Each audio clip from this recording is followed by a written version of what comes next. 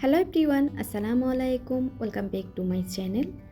Ramzan special আজকের এপিসোডে আপনাদের জন্য থাকছে ঘরে থাকা সাধারণ কিছু উপকরণ দিয়ে মচমচে জিলাপি। আর এই জিলাপি রেসিপি খুবই কম সময়ে সহজ পদ্ধতিতে ময়দা দিয়ে জিলাপিটি তৈরি করে দেখাবো। আশা করি রেসিপিটা আপনাদের ভালো লাগবে। ভালো লাগলে প্লিজ একটা লাইক দিবেন। চলুন তাহলে কথা না বাড়িয়ে রেসিপিটি দেখে নেওয়া যাক। প্রথমে আমি শিরাটা তৈরি করে নিব, কারণ শিরার মধ্যে যখন জিলাপিটা দিব তখন শিরাটা কিন্তু হালকা গরম থাকতে হবে। গরম অবস্থায় শিরাটা ব্যবহার করা যাবে না, তার জন্য আগে থেকে শিরাটা বানিয়ে রেখে দিব। এখানে 1 কাপ পরিমাণ চিনি নিয়ে নিয়েছি, সাথে হাফ কাপ পরিমাণ নর্মাল পানি দিয়ে দিয়েছি। জিলাপির শিরাটা কিন্তু বেশ খানিকটা ঘন করে তৈরি করতে হয়, তবে এখানে 1 তার 2 তার এত ঝামেলার প্রয়োজন নেই। এই শিরাটা চুলায় মিডিয়াম হিটে ঠিক একটা বলক উঠে আসলে চুলাটা বন্ধ করে দিতে হবে। এই পর্যায়ে এসে আমি হাফ চা চামচ পরিমাণ ফুড কালার দিয়ে দিচ্ছি। আপনারা চাইলে ফুড কালারটা স্কিপ করতে পারেন, এটা অপশনাল। এটার জন্য কিন্তু কোনো টেস্টের পরিবর্তন হবে না। আর এই শিরাটা 1-2 মিনিট জাল করতে যাবেন না, শুধুমাত্র একটা বলক আসলে চুলা থেকে নামিয়ে নিব। এটা হয়ে গেছে, চুলা থেকে আমি নামিয়ে নিয়েছি। এবারে আমরা জিলাপির জন্য ব্যাটারটা তৈরি করে নিব। তার জন্য 1 কাপ পরিমাণ ময়দা নিয়ে নিচ্ছি, আরও দিয়ে দিচ্ছি ইনো। আমি এরকম একটা ছোটো প্যাকেট নিয়েছি, এখানে 1 চা চামচ পরিমাণ আছে। আর এই ময়দার সাথে টক দই, ইস্ট, বেকিং সোডা কিছুই ব্যবহার করতে হবে না। এটাকে একটু ভালো করে মিশিয়ে নিতে হবে। তারপর দিয়ে দিচ্ছি 2 চা চামচ পরিমাণ তেল, আপনারা চাইলে ঘি ব্যবহার করতে পারেন। আবারও একটু হাত দিয়ে ঘষে ঘষে আমি ময়দার সাথে খুব ভালো মতো করে তেল মিশিয়ে নিচ্ছি। তেলটা যখন খুব ভালোভাবে ময়দার সাথে মিশে গেছে তখন পানি দিয়ে ব্যাটারটা তৈরি করে নিব। আমি এখানে পানি নিয়েছি 1 কাপ পরিমাণ, আর পানিটা আমি একবারে দিব না, অল্প অল্প করে দিয়ে ব্যাটারটা তৈরি করে নিব। এতে করে ময়দার সাথে কোনো ধরনের গুটি হবে না। আর পানি কতটুকু লেগেছে আমি আপনাদেরকে বলে দিব। আর এই ব্যাটারটা কিন্তু 5-6 মিনিট খুব ভালো মতো করে ফেটতে হবে। আমি আবারও অল্প পরিমাণ পানি দিয়ে খুব ভালো মতো করে ব্যাটারটা ফেটে নিচ্ছি। খামিটা যত ভালোভাবে ফেটবেন তত ভালো হবে জিলাপিটা। 5-6 মিনিট ভালোভাবে ফেটিয়ে একটা ঘন ব্যাটার তৈরি করে নিয়েছি। এই ব্যাটারটা কিন্তু খুব বেশি পাতলা হবে না, আমি আপনাদেরকে একটু দেখিয়ে দিচ্ছি। দেখুন কীরকম হয়েছে। আর এই ব্যাটারটা তৈরি করতে 3/4 কাপ পরিমাণ মতো পানি লেগেছে আমার। হয়ে গেছে, এবার জিলাপি তৈরি করার জন্য ব্যাটারটা রেডি হয়ে গেছে। এখন এই ব্যাটারটাকে এরকম কেক ডেকোরেশনের পাইপিং ব্যাগে আমি নিয়ে নিব। আপনারা চাইলে সসের বোতলও নিয়ে নিতে পারেন। আমার হাতের কাছে যেটা আছে আমি ওইটা দিয়ে তৈরি করব। আর এই পাইপিং ব্যাগের মাথাটা আপনি কেটে নেবেন আপনার পছন্দ অনুযায়ী, জিলাপিটা কতটা মোটা বা চিকন করতে চাচ্ছেন। আমি কিছুটা ব্যাটার পাইপিং ব্যাগে নিয়ে নিয়েছি। আর আমি পাইপিং ব্যাগ কিন্তু 2টা ব্যবহার করব। পাইপিং ব্যাগে নিয়ে নিয়েছি। জিলাপিগুলো ভাজার জন্য একটা ছড়ানো পাত্র 1 ইঞ্চি মতো তেল নিতে হবে আমাদেরকে। আর তেলটা কিন্তু খুব ভালো মতো করে গরম করে নিতে হবে। এবারে আমি একটা একটা করে জিলাপি দিয়ে দিচ্ছি তেলটাতে। ভালো মতো করে গরম হলে জিলাপি দেওয়ার সাথে সাথে তেল থেকে উপরে ভেসে উঠবে। আর তেল গরম না হলে জিলাপির নিচ থেকে চ্যাপ্টা হবে এবং জিলাপির ভেতরে শিরা ঢুকবে না। জিলাপিগুলোকে উল্টিয়ে পাল্টিয়ে একটু বাদামি করে ভেজে নিতে হবে। এবার প্রথমে যে জিলাপিটা দিয়েছিলাম ওইটা ব্রাউন কালার চলে এসেছে। আমি শিরায় দিয়ে একটু ভালোভাবে ডুবিয়ে নিচ্ছি। 2-3 সেকেন্ড ডুবিয়ে নিতে হবে ভালোভাবে শিরাটা ঢোকার জন্য। বাকি জিলাপিগুলা হয়ে গেছে। তেল থেকে তুলে আমি কোনো ধরনের বাটির মধ্যে জিলাপি রাখবো না, সরাসরি শিরার মধ্যে দিয়ে দিব। আর শিরাটা কিন্তু খুব হালকা গরম আছে, একদম বেশি গরম নাই। আমরা আগে থেকে তৈরি করে রেখেছিলাম, তার জন্য 5 সেকেন্ড মতো শিরার মধ্যে চুবিয়ে রেখেছিলাম। এবার আমি শিরা থেকে জিলাপিগুলা তুলে নিচ্ছি। দেখুন কতটা সুন্দর হয়েছে জিলাপিগুলা। এরই মধ্যে জিলাপি তৈরি হয়ে গেছে, বাইরের দিক দিয়ে অনেক বেশি মুচমুচে আর ভেতরে রসালো। এবার চলুন একটা জিলাপি ভেঙে আমি আপনাদেরকে দেখিয়ে দিচ্ছি। দেখুন কতটা রসালো হয়েছে। আর জিলাপির ভিতরে রসটা কিন্তু খুব ভালো মতো করে ঢুকেছে। আমি যতগুলো টিপস বলেছিলাম আপনারা সম্পূর্ণ ফলো করবেন, আপনাদের জিলাপিও পারফেক্ট হবে। আজকে আপনাদের সাথে ইফতারের জন্য পারফেক্ট একটা রেসিপি শেয়ার করছি।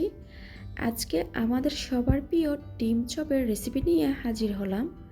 আশা করছি আপনাদের কাছে ভালো লাগবে। চলুন তাহলে চলে যাচ্ছি মূল পর্বে। আমি এখানে ছোটো সাইজের 6-7টা আলু সিদ্ধ করে নিয়েছি। খেয়াল রাখবেন সেদ্ধটা এমনভাবে করবেন যেন আলুর মধ্যে অতিরিক্ত পানি না থাকে। এখন প্রথমে আমি আলুগুলাকে ভর্তা করে নিচ্ছি। চেষ্টা করবেন একদম মসৃণ করে ভর্তা করে নিতে। আলুটাকে খুব ভালো মতো করে ভর্তা করে নিয়েছি। এখন দিয়ে দিলাম স্বাদ অনুযায়ী কাঁচামরিচ, সেই সাথে দিয়ে দিচ্ছি 1/4 চা চামচ পরিমাণ গরম মশলা গুঁড়া। এছাড়া দিয়ে দিচ্ছি ভাজা জিরার গুঁড়া আধা চা চামচ পরিমাণ ব্যবহার করেছি। এখন দিয়ে দিচ্ছি স্বাদ অনুযায়ী লবণ। এবার দিয়ে দিচ্ছি আধা কাপ পরিমাণ পেঁয়াজ বেরেস্তা। পেঁয়াজ বেরেস্তা দিয়ে আলুর চপ করলে এটা খেতে খুবই টেস্টি হয়ে থাকে। আরও দিয়ে দিলাম 1/4 কাপ পরিমাণ ধনেপাতা কুচি। সবশেষে দিয়ে দিচ্ছি 1 টেবিল চামচ পরিমাণ সরিষার তেল। এবারে এই সব কিছুকে একসঙ্গে খুব ভালোভাবে করে মেখে নিতে হবে। এর সঙ্গে আমি কোনো ধরনের কাঁচা পেঁয়াজ দিচ্ছি না, এতে করে আমাদের আলুর মিশ্রণটা বেশি দিন পর্যন্ত ভালো থাকবে। আপনি চাইলে একদিন বেশি করে বানিয়ে নর্মাল ফ্রিজে 2 থেকে 3 দিন রেখে খেতে পারেন।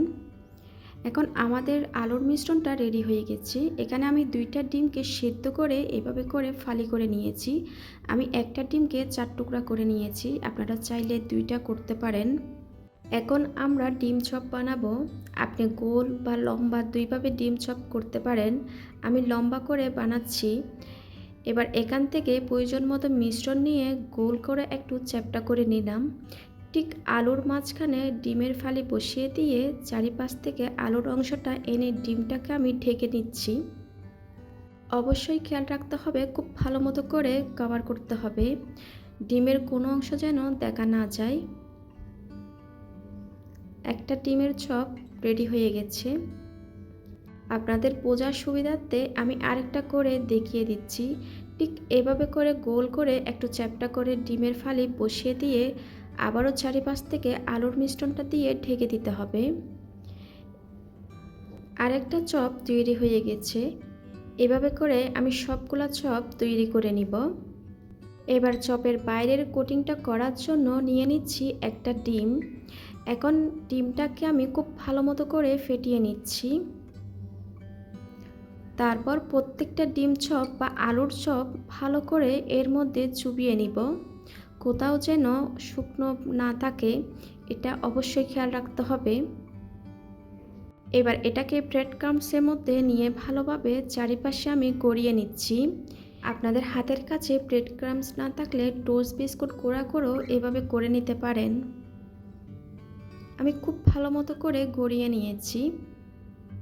এভাবে করে প্রতিটা চপ তৈরি করে নিচ্ছি। আমি সবগুলো চপ তৈরি করে নিয়েছি। এবার এটাকে ভাজার পালা। ভাজার জন্য অবশ্যই ডুবো তেল ব্যবহার করতে হবে। ভাজার জন্য মিডিয়াম আঁচে তেল গরম করে নিয়েছি। একে একে চপ দিয়ে দিচ্ছি তেলের মধ্যে। আর যখন চপ ভাজবেন একসাথে অনেকগুলা ভাজতে যাবেন না, তাহলে কিন্তু একটার গায়ে একটা কুচা লেগে ভেঙে যেতে পারে। আলুর চপগুলা যখন রঙটা একটু হালকা চেঞ্জ হয়ে আসবে তখন আমি উল্টিয়ে দিচ্ছি। খুব সাবধানে করতে হবে এই কাজটা। আর আপনারা এটা বারবার উল্টাতে যাবেন না, এতে করে ভেঙে যাওয়ার সম্ভাবনা থাকবে। আলুর চপগুলা সুন্দর একটা কালার চলে এসেছে। সবগুলা কিন্তু ঘুরে ফিরে সুন্দর কালার করে তারপর ভেজে তুলতে হবে। এবার এক এক করে আমি আলুর চপগুলা তেল থেকে তুলে নিচ্ছি।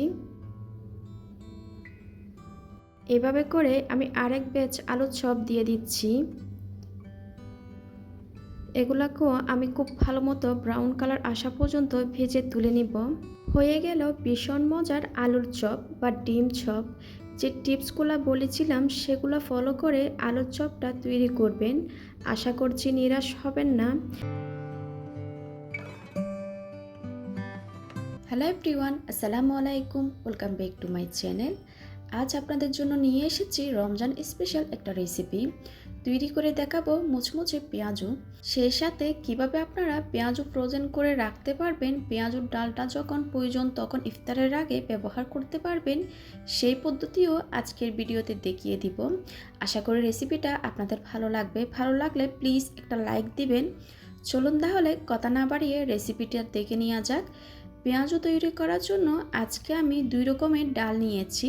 আপনি চাইলে একরকম ডাল দিয়েও পেঁয়াজু তৈরি করতে পারেন, তবে আমার কাছে মনে হয় 2 রকমের ডাল দিয়ে পেঁয়াজুগুলো তৈরি করলে অনেকক্ষণ পর্যন্ত মুচমুচে থাকে। আমি একটু মিশিয়ে নিলাম, যদি কোনো ময়লা থাকে সেগুলোকে বেছে ফেলতে পারেন। এবার ডালের মধ্যে আমি পানি দিয়ে ডালটাকে খুব ভালো মতো করে ধুয়ে নিব। ডালটাকে ধুয়ে নেওয়ার পর আমি 2-3 ঘন্টা ভিজিয়ে রেখেছি। এবার একটা ছাঁকনিতে নিয়ে নিলাম। এবার ডালটাকে আমি বেটে নিব। আমি ব্লেন্ডার করে নিচ্ছি, আপনারা চাইলে পাটায়ও বেটে নিতে পারেন। যেটাতে আপনারা ডালটাকে বেটে নেন না কেন, চেষ্টা করবেন কোনো রকম পানি না ব্যবহার করার জন্য। আর অবশ্যই খেয়াল রাখতে হবে ডালটাকে একদম মিহি করে বাটা বা ব্লেন্ড করা যাবে না, একটু দানাদার অবস্থায় থাকবে। দেখেই বুঝতে পারছেন এটা কিন্তু একদম মিহি হয় নাই, একটু দানাদার আছে। এভাবে করে বাটতে পারলে তাহলে আপনার পেঁয়াজগুলা অনেকক্ষণ পর্যন্ত মুচমুচে থাকবে। এখন আপনাদেরকে দেখাবো পেঁয়াজুর ডালটাকে কীভাবে আপনারা সংরক্ষণ করবেন। একদিন ডালটাকে বেশি করে বেটে রেখে ছোটো ছোটো বক্স করে ডিপ ফ্রিজে রেখে দিতে পারেন। যেদিন ব্যবহার করতে চান সেদিন একটু আগে থেকে বের করে রাখলে এটা নর্মাল হয়ে যাবে, তখন আপনি সব কিছু দিয়ে মেখে পেঁয়াজু বানাতে পারেন। আবার চাইলে আপনারা নর্মাল ফ্রিজে এটা 2 থেকে 3 দিন এমনিতেও রেখে দিতে পারেন। এবারে আমরা পেঁয়াজুর মিশ্রণটা তৈরি করে নিব। প্রথমে নিয়ে নিচ্ছি 1/4 কাপ পরিমাণ পেঁয়াজ কুচি, সেই সঙ্গে দিয়ে দিচ্ছি কাঁচামরিচ কুচি, এটা স্বাদ অনুযায়ী দিয়েছি। আপনারা যতটুকু ঝালটা পছন্দ করেন সেটা বুঝে দিবেন। এখানে আদা রসুন বাটা 1/2 চা চামচ করে দিয়েছি। 1/4 টিস্পুন পরিমাণ হলুদের গুঁড়া দিয়েছি, 1/2 চা চামচ ধনিয়ার গুঁড়া, স্বাদ অনুযায়ী লবণ দিয়ে দিয়েছি। আরও দিয়েছি 2 টেবিল চামচ পরিমাণ ধনিয়ার পাতা কুচি। আপনাদের হাতের কাছে না থাকলে আপনারা স্কিপ করতে পারেন। এবার সব কিছুকে একত্রে খুব ভালোভাবে মেখে নিতে হবে। আর এই পেঁয়াজের জন্য কোনো ধরনের বেসন বা ময়দা বা চালের গুঁড়া কিছুই দিতে হবে না। ডালটাকে আমি খুব ভালো মতো করে মেখে নিয়েছি, এটা পুরোপুরি রেডি। এবার এটাকে ভাজার পালা। ভাজার জন্য চুলায় মিডিয়াম আঁচে তেল গরম করে নিয়েছি। তারপর সেই মিশ্রণ থেকে অল্প অল্প করে হাত দিয়ে এভাবে করে গোল গোল শেপ করে দিয়ে দিচ্ছি। সাধারণত ইফতারের পেঁয়াজগুলো এরকমই হয়। দেখুন এটা কত সুন্দরভাবে বাইন্ডিং হচ্ছে, কোনো ধরনের চালের গুঁড়া বা ময়দা ছাড়া। আপনারা অবশ্যই এভাবে একবার হলো ট্রাই করবেন। আর পেঁয়াজগুলো সময় নিয়ে ভালো করে ভেজে নিতে হবে। যত সময় নিয়ে করতে পারবেন তত বেশি পেঁয়াজগুলো মুচমুচে হবে। তেলের মধ্যে পেঁয়াজগুলো দিয়ে দেওয়ার পর সাথে সাথে উল্টাতে যাবেন না, এতে করে পেঁয়াজগুলো ভেঙে যাবে। যখন নিচের দিক দিয়ে একটু শক্ত হয়ে আসবে তখনই উল্টাবেন। এইভাবে উল্টে পাল্টে দুপাশে সুন্দর কালার হওয়া পর্যন্ত ভাজতে হবে। সে সাথে পেঁয়াজগুলো চুলার আঁচ বাড়িয়ে দিয়ে ভাজতে যাবেন না, তাহলে দ্রুত কালার চলে আসবে। আপনি যখন পেঁয়াজগুলো নামাবেন তখন কিছুক্ষণের মধ্যে মুচমুচে ভাব নষ্ট হয়ে যাবে। তাই পেঁয়াজগুলোকে সময় নিয়ে মাঝারি আঁচে ভেজে নিতে হবে। এবার আমি তেল থেকে পেঁয়াজগুলো তুলে নিচ্ছি। এবার আমি পেঁয়াজগুলোকে পরিবেশন করে নিব। একটা পেঁয়াজও আমি আপনাদেরকে ভেঙে দেখিয়ে দিচ্ছি কীরকম হয়েছে। আমি যতগুলো টিপস বলেছি আপনারা সেগুলো ফলো করবেন, আপনাদের পেঁয়াজও অনেকক্ষণ পর্যন্ত মুচমুচে থাকবে। হ্যালো এভরিওয়ান, আসসালামু আলাইকুম, welcome back to my channel. আজকে আমি আপনাদেরকে তৈরি করে দেখাবো চিকেন সমোসা। গতকাল আপনাদের সাথে যে সমোসা শিট রেসিপি শেয়ার করেছিলাম সেটা দিয়ে আজকে সমোসা বানিয়ে দেখাবো। আপনারা চাইলে এই সমোসাগুলোকে বেশ কিছুদিন পর্যন্ত সংরক্ষণ করে খেতে পারেন। আশা করি আমার আজকের রেসিপিটা আপনাদের ভালো লাগবে। ভালো লাগলে প্লিজ আমার চ্যানেলটা সাবস্ক্রাইব করার জন্য অনুরোধ রইল। চলুন তাহলে রেসিপিটি দেখে নেওয়া যাক কিভাবে এই মুচমুচে সমোসাটি তৈরি করা যায়। প্রথমে আমরা সমোসার পুরটা তৈরি করে নিব। তার জন্য প্রথমে 1 কাপ পরিমাণ পেঁয়াজ কুচি নিয়ে নিচ্ছি। তারপর দিয়ে দিচ্ছি 2 টেবিল চামচ পরিমাণ ধনিয়া পাতা। আরও দিয়ে দিব 1.5 টেবিল চামচ পরিমাণ কাঁচামরিচ কুচি। যে যেমন ঝাল খান সেটা বুঝে কাঁচামরিচটা বাড়িয়ে বা কমিয়ে দিতে পারেন। 1/4 টিস্পুন পরিমাণ লবণ দিয়েছি। শুধুমাত্র পেঁয়াজের জন্য যতটুকু লবণ প্রয়োজন অতটুকু দিবেন। এবার হাত দিয়ে এগুলোকে একটু আলতো হাতে কচলে মেখে নিতে হবে। পেঁয়াজটা যখন খুব ভালোভাবে মেখে নেওয়া হয়ে গেছে তারপর দিয়ে দিচ্ছি 3/4 কাপ পরিমাণ চিকেন। আপনারা চাইলে 1/2 কাপ পরিমাণ দিতে পারেন। আমি মুরগির বুকের মাংস আদা রসুন লবণ দিয়ে সিদ্ধ করে এভাবে করে চিড়ে নিয়েছি। 1 চা চামচ দিয়ে দিচ্ছি ভাজা জিরা। এবার এর মধ্যে দিয়ে দিব সমোসার শিট। কেটে নেওয়ার পর আশেপাশে যে বাড়তি অংশগুলো থাকবে সেগুলা তেলে ভেজে এরকম মুচমুচে করে নিয়েছি। এবার এগুলাকে হাত দিয়ে ভেঙে এভাবে করে ছোট ছোট করে পুরের মধ্যে দিয়ে দিব। আবার একটু হাত দিয়ে এভাবে করে মেখে নিচ্ছি সব কিছুকে। এটার কারণে কিন্তু সমোসার টেস্ট কিন্তু অনেক গুণ বেড়ে যাবে। সমোসার পুরটা কিন্তু রেডি হয়ে গেছে। এবার সমোসার ফোল্ড করার সময় সমোসাটা আটকে থাকে এজন্য একটা গ্লু তৈরি করে নিতে হবে। একটা বাটিতে নিয়ে নিচ্ছি 2 টেবিল চামচ ময়দা, সাথে দিয়ে দিলাম 3 টেবিল চামচ পরিমাণ পানি। পানিটা অল্প অল্প করে দিয়ে একটা আটালো গ্লু তৈরি করে নিব। গ্লুটা তৈরি হয়ে গেছে। আগে থেকে যেই সমোসার শিট তৈরি করে রেখেছিলাম সেই শিটগুলো আমি নিয়ে নিলাম। এবার আমি এই শিটগুলো দিয়ে সমোসা তৈরি করে নিব। সমোসার শিটগুলো আমি একটু লম্বা করে কেটে নিয়েছি। এবার এটাকে বাস করার পালা। যে পাশটা বেশি লম্বা সে পাশ থেকে ধরে এভাবে একটু কোণের মতো করতে হবে। তারপর কোণটাকে এভাবে গুলো লাগিয়ে দিয়ে এভাবে আবারও বাস করে নিতে হবে। আসলে আপনাদেরকে দেখে বুঝতে হবে কাজটা কিভাবে করা হচ্ছে। এটা একটা কোণের মতো হয়ে গেছে। আমি একটু ভালো করে চেপে চেপে দিচ্ছি যাতে করে খুলে না আসে। এবার একটা পকেটের মতো তৈরি হয়ে গেছে। এটার মধ্যে আমি চিকেনের পুর দিয়ে দিব। চিকেনের পুরটা অনেক বেশি করে দেওয়া যাবে না, আবার কম করে দিলেও কিন্তু খেতে ভালো লাগবে না। বাকি যে অংশটা থাকবে সেখানে আমি ময়দার গুলোটা লাগিয়ে দিচ্ছি। এরপর আবারও ফোল্ড করে সমোসার মুখটাকে বন্ধ করে দিতে হবে। একদমই সহজ, আপনারা কয়েকবার দেখলে বুঝতে পারবেন এই কাজটা কিভাবে করছি। একটা সমোসা তৈরি হয়ে গেছে। আমি আপনাদেরকে আরও একটা বাস দেখিয়ে দিচ্ছি। একটা রুটির অর্ধেক নিয়ে নিলাম। অর্ধেক রুটিটাকে আমি মাঝখানে কেটে নিচ্ছি যেরকম ঠিক আপনারা স্ক্রিনে দেখতে পাচ্ছেন। আরেকটা রুটির অর্ধেক অংশ নিয়ে এটাকে এভাবে আমি কোণের মতো করে নিলাম। এবার আবারও আমি গ্লু দিয়ে নিচ্ছি। গ্লু দেওয়ার পর আমি আরেক পাশের অংশটা এনে টেনে আবার লাগিয়ে দিচ্ছি। এবার একটা কোণের মতো তৈরি হয়ে গেছে। এবার কোণের মতো অংশে আমি পুর দিয়ে দিব। আবারও সামান্য পরিমাণ গ্লু লাগিয়ে মুখটাকে সিল করে দিচ্ছি খুব ভালোভাবে। এটা কিন্তু আমার থেকে সবচাইতে বেশি সহজ মনে হয় এই সমোসাটা তৈরি করা। আপনাদের কাছে যেটা সহজ লাগে সেভাবে আপনারা সমোসাটা তৈরি করে নেবেন। আমি এভাবে করে সবগুলা সমোসা বানিয়ে নিয়েছি। এখান থেকে কয়েকটা আমি রেখে দিচ্ছি আজকে ফ্রাই করার জন্য, বাকিগুলা ফ্রোজেন করব। একটা পলি ব্যাগের সমোসাগুলা আমি নিয়ে নিচ্ছি। আর এই সমোসাগুলা আপনারা 2 মাস পর্যন্ত সংরক্ষণ করে খেতে পারবেন। আমি এখন সমোসাগুলাকে ভেজে নিব। এর জন্য চুলায় একটা হাঁড়িতে বেশ কিছুটা তেল গরম করতে দিয়েছি।